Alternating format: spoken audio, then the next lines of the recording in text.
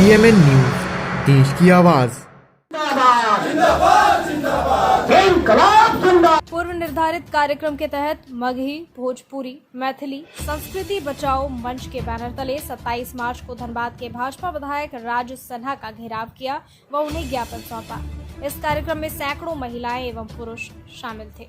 यह कार्यक्रम धनबाद बोकारो जिले से मगही, भोजपुरी, अंगिका भाषा को क्षेत्रीय भाषा से हटाए जाने के विरोध में किया गया।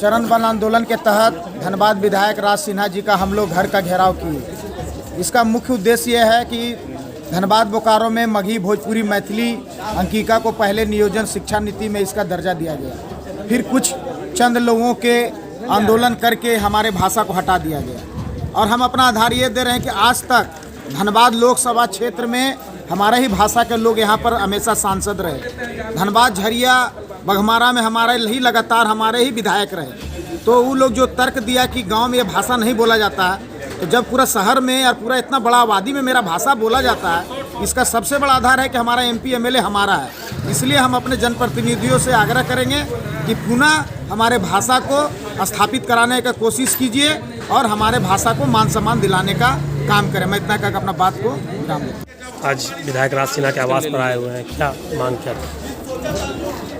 आज हम लोगों ने उनको अपना ज्ञापन दिया। अपने मंच का जो ज्ञापन था आज हम लोगों ने माननीय विधायक जी को दिया और उन्होंने एक सकारात्मक आश्वासन भी दिया है हमें और उन्होंने कहा है कि वो हमारे साथ हैं इस आंदोलन में और उसका वो समर्थन भी करते हैं और जितना होगा सदन से लेकर के लोकसभा तक जहाँ भी जाना होगा वहाँ तक वो हमारी इस आवाज़ को पहुँचाएंगे और इस भाषा को जिसको धनबाद बोकारो से हटा दिया गया है उसको वो पुनः लागू करवाने में हर संभव प्रयास करेंगे। अगला कार्यक्रम क्या है? अगला कार्यक्रम जो है वो 31 मार्च का है। माननीय झरिया विधायक पूर्णिमा नीरज सिंह जी के घर का भी हम ऐसे ही घेराव करेंगे, उनको भी ज्ञापन देंगे। देखते हैं तो उनका क्या कहना है इस मुद्दे।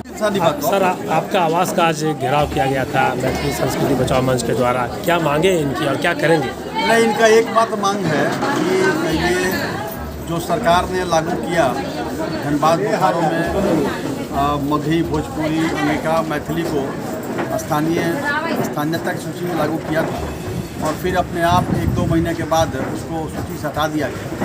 तो इन लोगों की यही मांग थी कि हम लोग की भाषा के बेइज्जती को खत्म किया जाए और फिर से इसको सूची में शामिल करवाया जाए। यह मांग की हमने आश्वासन दिया है, इस पर बातचीत चल रही है।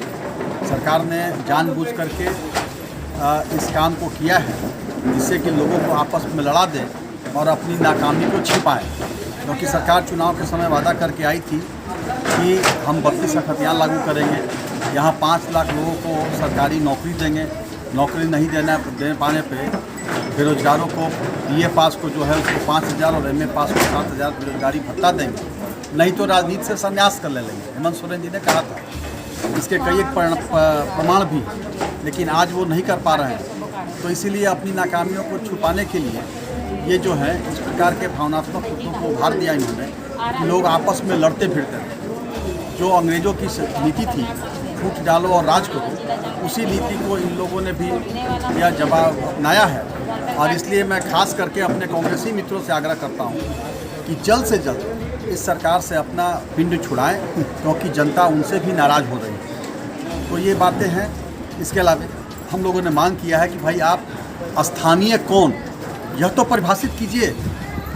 तो पहले सरकार स्थानीयता की भाषा तय करे, फिर हम लोग देखते हैं इसमें कैसे आंदोलन होगा, क्या होगा। स्थानीय कौन है, क्योंकि हम भारतीय जनता पार्टी के लोग विश्वास करते हैं सबका साथ, सबका विकास, और हम हर भाषा की सम्मान करते हैं। और झारखंड के आंदोलन में जितना अन्य लोगों का योगदान रहा है उससे कहीं कम ये तमाम लोग जो जब से यहाँ कंपनियाँ काम करने आई थी, शुरू करने आई थी, प्राइवेट कंपनियाँ काम कर रही थी, 100 साल पहले से लोग यहाँ रह रहे हैं।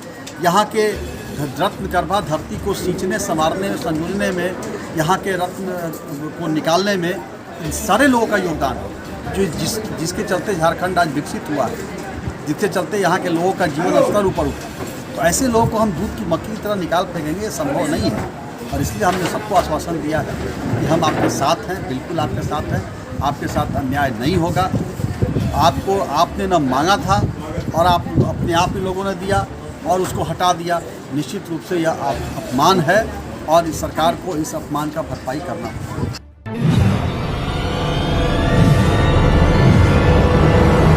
PMN न्यूज, देश की आवाज।